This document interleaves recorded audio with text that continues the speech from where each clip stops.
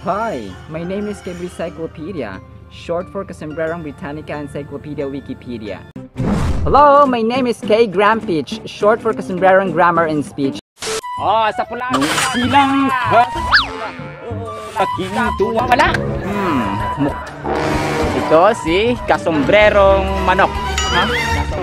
Di nawawala yung kapatid. I'm sad, Toto. You have forgotten the big book because of that rooster. Our vocabulary term is corpulent.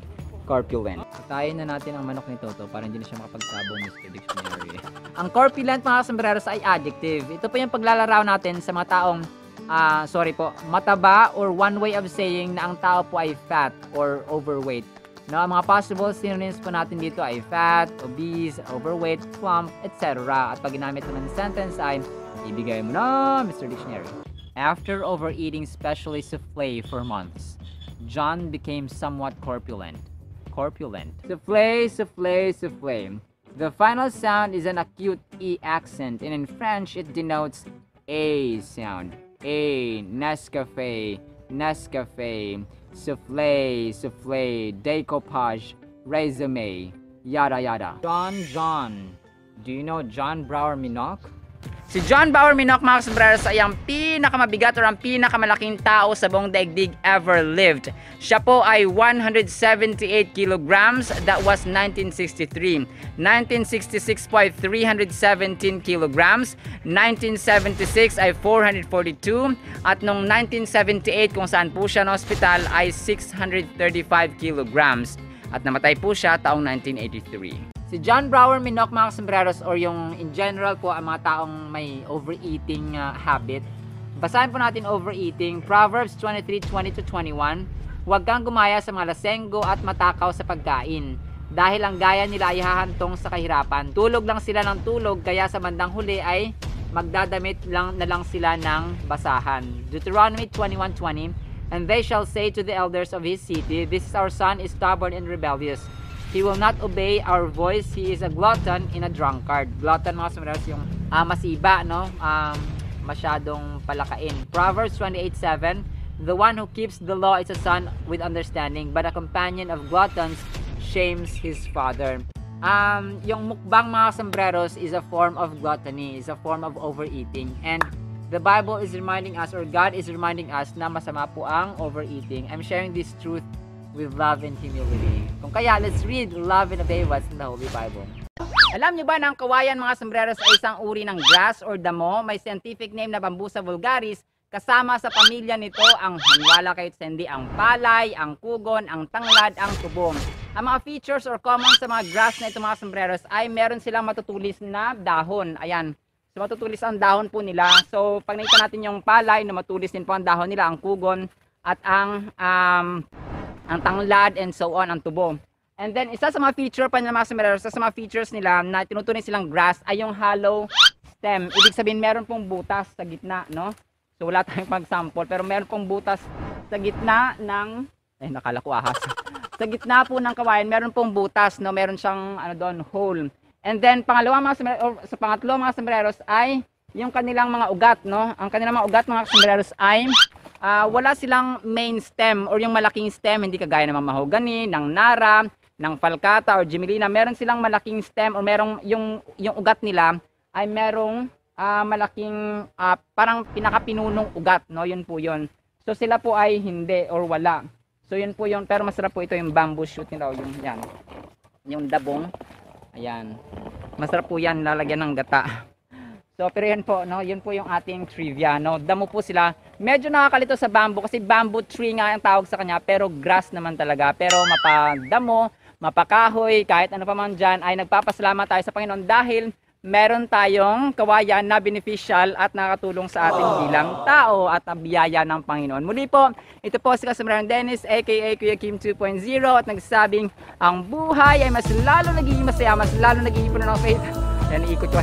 Naging puno ng faith, hope, and love pag si Lord Jesus Christ ang ating Panginoon, tagapagligtas at pag-asa. Muli po, maraming salamat po, mga sombrero, sa sumusubaybay. See you sa next segment.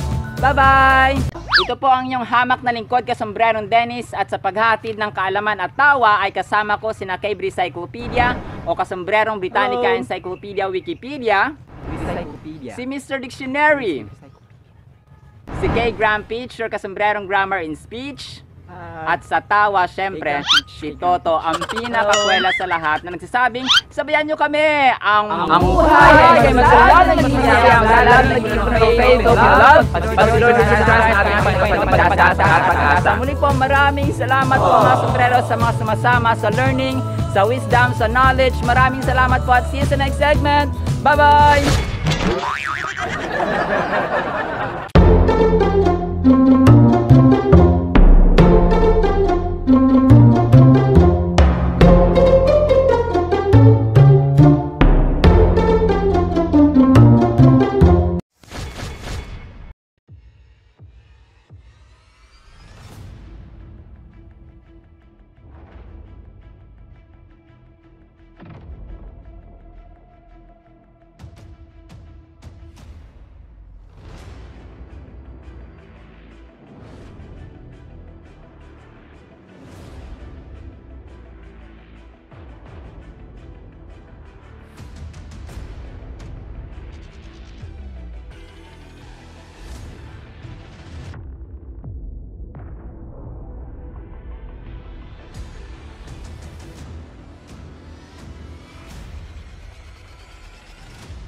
I love jelly candies. Do you love jelly candies too?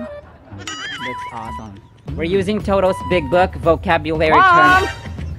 My big book. Don't mind him. It's incorrigible. Incorrigible. Wala dyan ang big book. Wala dyan. Ang incorrigible mga sombreros ay adjective. Ito po yung paglalarawan natin sa isang ugali or sa ugali mo, sa habit mo or sa parati mong ginagawa na hindi na pwedeng maitama, hindi na pwedeng mabago, hindi na pwedeng ma-improve, no? Medyo masaklap naman. Ang mga possible synonyms po natin dito ay habitual, unrepentant, hardened, incurable, etc. At pag ginamit mo ang sentence ay, give it up, Mr. Dictionary Toto. Teenager Toto is an incorrigible fellow, making his friends laughing most of the time. Incorrigible. Konting kaalaman mga sombreros. Nabanggit ni Mr. Dictionary ang teen or teenager. Alam niyo ba mga sombreros, medyo nakakalungkot. According sa Philippine Statistics Office, isa sa 10 batang babae na may edad 15 to 19, talaga mga batang-bata, ay nagiging ina or mga batang ina. Medyo nakakalungkot po siya. Mga youth dyan, mga teens, mga kabataan, basahin po natin ito. Timothy 4:12. Huwag mong hayaang hamakin ka ni numan dahil sa inyong kabataan or sa iyong kabataan. Di ba mga kabataan natin dyan? Sa halip, sikapin mong maging halimbawa sa mga mananampalataya sa iyong pagsasalita, pag-uugali, pag-ibig, pananampalataya at malinis na pamumuhay.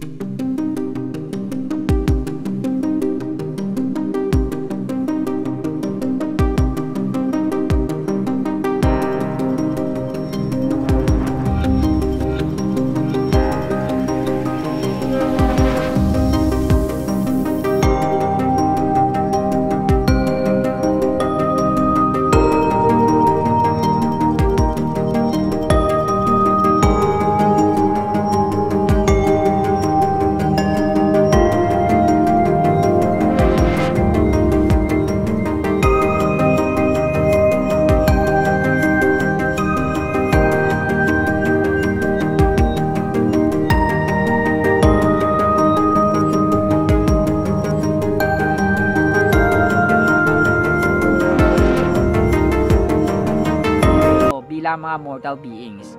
Sabi dito, maging halimbawa daw tayo. Ilang mga kabataan, marami actually na mga Christian churches ngayon, na mga Christian youth na talagang nagiging example sila sa pananampalataya because they are manifesting or showing their faith sa kapwa nila kabataan at saka nag-i-invite sila, no, inviting other youth as well to join Christian fellowship, no, which is one of the best, no, sa mga best attitudes or best characters na meron po ang mga Christian youth natin. Pananampalataya sa pagsasalita, no? Marami ngayon talagang cursing, yung mga bad words, lalo na sa mga gamers natin, no? Talagang doon hinahasa ni Satanas yung mga bata na magkaroon ng mga bad words, no? Para magiging ugali at saka nakadikit na sa mga labi nila yung mga bad words, no? Doon tinitraining ni Satanas yung mga kabataan para sumuway sa magulang, no, maging tamad, Sabi pa dito, pag-uugali. So, doon napapasok yung pag-uugali. Dapat naging example yung mga kabataan natin sa pag-uugali, no? Hindi sa pagiging early motherhood. Early mother, sorry po, but I'm sharing this with love. Pag-ibig, no? Pag-ibig na totoo, pag-ibig na tunay, pag-ibig na rooted or naka-ugat or naka-sentro or source doon sa ating Panginoon. Hindi po pag-ibig sa tao, kasi kapag source natin ang pag-ibig ng tao, kapag hindi na tayo mahal nila or hindi na nila tayo mahal, wala na silang pag-ibig sa atin, wala silang care, concern, understanding, ay nagiging bitter tayo sa buhay. Hindi po ganon. Kung kaya sinasabi natin na magiging source natin ng pag-ibig or love si Lord, kasi only God's love is endless, no limitless, kumbaga pa overflowing. Kapag sumalok ka ngayon, kumbaga pa diba sa tubig, kapag sa balon, pag sumalok ka, maaring matuyuan, maaring maubos, pero ang God's love ay hindi po natutuyo, hindi nagda-dry, hindi nauubos, hindi alam mo yun, hindi nawawala at hindi na, basta unlimited po siya. Kung kaya nakadepend, yes, we will love people, but the main source, I'm trying to emphasize here that the main source of love natin ay ang tao, ang Diyos, no? Nakadepende po sa Diyos at mag-overflow lamang sa pamilya, sa kaibigan, sa katrabaho, mga friends natin sa social media. Yun po yung gusto nating i-emphasize dito. Sa mga teens natin, no, lalo na po kasi ito po yung related sa topic natin, pananampalataya, no, malinis na pamumuhay. So dito po medyo tumama or sumakto yung ating topic na early pregnancy, na malinis na pamumuhay, because this is a sin sa mga kabataan ngayon, no, kasalanan sa mga kabataan ngayon, that they are committing sexual immorality. Hindi pa nakakasal, no, hindi pa prepared masyado, yung iba dyan nagkaroon na ng sexual immorality, pero hindi pa marunong maglaban ng damit, no, hindi pa marunong na magawa yung bahay. No, I'm not saying this because I'm against you. I'm saying this because I love you and I care for you. I'm trying to make an impact by the grace of God, and by the help of His Spirit, and by the help of course His word, na meron pang pag-asa ang ating kabataan, no? Meron pang pag-asa ang ating kabataan, no? Ang Kristiyanong kabataan. And salute sa mga Christian youth, sa mga Christian folks natin, yung mga kabataan, na they're inviting more and more youth as well to attend and to be converted, hindi po ng religion, kundi ng relationship sa ating Panginoong Jesus. Ang dami parang teaching ko. So let's read Love and Obey What's in the Bible. Alam niyo ba kung bakit mapait ang palaya? Mapait daw, bitter, kasi hindi nakasama doon o hindi nakasali sa bahay kubo at saka kulog. Pero hindi po. Ito po yung mga sombreros. Ito ay dahil sa bioactive compounds, or meron itong bioactive compounds na tinatawag na saponins at saka terpenoids. Ang saponins at saka terpenoids, mga sombreros, ay may important role para rin ng pababae ng ating blood sugar. Kung kaya mainam siya para sa mga taong may diabetes, mga sombreros. Muli po, ito po si Kasbrand Dennis, aka Kuya Kim 2.0, nagsasabing ang buhay ay mas lalong nagiging masaya, mas lalong nagiging puno ng faith, hope and love pag si Lord Jesus Christ ang ating Panginoon, tagapagligtas at pag-asa. Muli po, maraming salamat mga sombreros, at see you sa next segment. Bye-bye! Hello, my name is Kay Grampich, short for Kasombreron Grammar and Speech, and obviously, as my name speaks, I'll be giving you tips about grammar and speech out of Mr. Dictionary's given sentences. Yada yada, yada. Hi, my name is Kay Encyclopedia, short for Kasombreron Britannica Encyclopedia Wikipedia.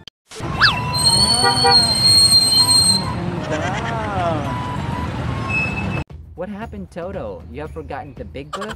Our vocabulary term is platitudinous or platitudinous. Platitudinous or platitudinous. Puntahan kaya natin yan si Toto, Mr. Dictionary. Tinong itsura niya, pag-gala-gala dyan sa city.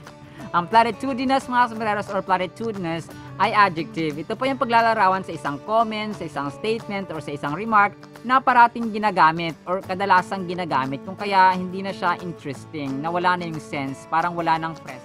Parang hindi siya, nawala na yung kapreskahan niya, mga sombreros, parang ganun po. Ang mga possible synonyms po natin dito ay cliched, commonplace, trite, hackneyed, kung napanood niyo yung vlog natin about hackneyed, etc. At pag ginamit naman sa sentence ay Libra Mr. Dictionary. The whole speech Marion delivered was somehow platitudinous and hackneyed. Platitudinous or platitudinous. Speech versus speak. Speech versus speak. These two are somehow confusing, right? But speech is a noun and should only be used as a subject in the sentence, where speak is a verb, therefore this one is the action of the subject in your sentence. yada yada. Marion. Do you know Marion Donovan? Si Marion Donovan, mga sombreros, ay ang nag-imbento ng disposable diaper. Tama po. Pero marami pa siyang mga inventions, no? Bilang nanay siya, marami siyang mga DIY tips sa loob ng bahay at naging solusyon sa maraming mga problema ng mga nanay. Gumawa rin siya ng mga hanger, no? Nag-invent din siya ng dental loop. Yung dental loop parang panlinis siya ng ngipin na binenta niya pa talaga sa market. At isa pang na-invento niya ay yung soap dish na panghugas sa plato, yung sabon na panghugas sa plato na automatic na nagsisink or talagang na-absorb doon sa lababo. Rin po. Si Ma'am Marion Donovan with her disposable diaper invention. Si Marion Donovan, mga sombreros, according pa sa research, ay bata pa lang siya, meron siyang inventive spirit, no? Yung kabataan niya, parang ginugol niya sa pagiging curious sa isang bagay kung paano gawin to, paano i-invent yan, paano malulutasan to, paano i-solve yung ganyang problema, no? Ganun po siya. So, ano pa ang sinasabi ni Lord tungkol sa pagiging youth o pagkabata ng mga kabataan natin ngayon or tayo bilang tao? Sabi dito, 1 Timothy 4:12, sabi niya, let no one despise you for your youth, but set the believers an example in, or set the believers as an example in speech, in conduct, in love, in faith, in purity. For you, sabi niya, Psalm 71:5, for you, O Lord, are my hope, my trust, O Lord, from my youth. No? Ang mga kabataan natin, mga sombreros, ay dapat naging example daw sila sa speech, no, sa pananalita, sa conduct, sa ugali, sa pag-ibig, no, at sa pananampalataya at sa purity. No, nakakalungkot man kasi nga according sa research, ang ating bansang Pilipinas o mga teenage women natin dito ay isa sa may pinakamataas na pregnancy rate sa buong Asia, mga sombreros. Actually, number 1 yata sa Asia if I'm not mistaken sa aking research. Pero yun po, nakakalungkot man kasi dapat tayo nagka-cry out tayo para sa ating mga kabataan kasi hindi lahat ng alam mo yon, hindi lahat ng generation magiging part ka eh. So kung ano ang ginawa mo ngayon sa generation mo, ano yung ginawa mo para sa generation mo. So yun yung parang wake up call natin sa mga kabataan natin na wag nating sayangin ang ating panahon, ang ating buhay dahil lang sa kagustuhan nating magkaroon ng pamilya ng maaga, no? Hindi ko naman po kayo parang pinapuwersa, pero I'm just encouraging you not to not to give in to temptation sa lust, no, sa pagnanasa ng laman, kasi ito po yung magdudulot pa sa atin ng kahirapan, not unless kung talagang mayaman talaga kayo, no, talagang prosperous kayo, talagang pang mayaman kayo. So hindi problema sa inyo ang tinatawag na kahirapan or yung pagiging mahirap sa buhay. Pero kung ikaw ay hindi nakapagtapos sa magulang mo, mahirap na yung magulang mo, tapos ikaw nanganak ka pa ng maaga, so another set of problems sa next generation na yon. So I am really passionate about encouraging our youth, our teenagers na hindi dapat hindi nakatuon sa mga, alam mo yung sa panandaliang aliw, panandaliang sarap ang ating panandaliang sarap ang ating isip. Dapat isa-isip natin na kailangan makapagtapos ko ng pag-aaral kasi magulang ko mahirap, yung lolo ko mahirap, so ako pag i-repeat ko pa yung process, napakahirap na, no? Huwag po tayong tawag dito, parang mababaw yung pag-iisip ba? Dapat na mangarap tayo, na mangarap ka bilang kabataan na mag-aral ng mabuti at pagtapusin ang iyong sarili hanggang sa kolehiyo, kasi dito sa atin, no, nakagawian na natin na ang edukasyon ang solusyon sa kahirapan. Kung kaya gawin natin na wag tayo mag-give in sa temptation. Yung mga naniligaw or yung mga nagpapaligaw, makapag-antay po yan sila, ha? Sinishare ko po ito dahil mahal ko po kayo. I'm really concerned about our youth, our teenage, especially what I'm doing in my generation. In our generation today, at least I pray that will bring impact, especially to our youth na sinasabi nating pag-asa ng ating bayan. But I will say, Christian youth are the hope of our motherland. Alright, so let's read, love, and obey what's in the Holy Bible. Fried chicken, nagmula sa manok, may scientific name na Gallus gallus domesticus. Alam niyo ba na si Peanut ay isang uri ng bantam breed na pinakamatandang manok sa buong daigdig, mga sombreros? Pagmamayari po siya ni Marcy Darwin na taga Michigan, USA, na isang retired librarian. Isinilang si Peanut, medyo nakakalito, di ba? Si Peanut ang pangalan niya, pero chicken naman talaga siya. Isinilang po siya noong taong 2002. So kung susumahin natin, today is April 2023. ay mahigit na po siyang 21 years old mga sombreros. That's according sa Guinness World Records 2023 data. Muli po ito po sa 2023 data. Muli po ito po sa Dennis aka Kuya Kim 2.0 nagsasabing sabayan nyo kami ang buhay ay magsalala naging masaya ang lahat naging faith of love patuloy na pag-asa. Muli po maraming salamat po mga sombreros sa mga sumasama sa learning, sa wisdom, sa knowledge. Maraming salamat po at see you sa next segment. Bye-bye!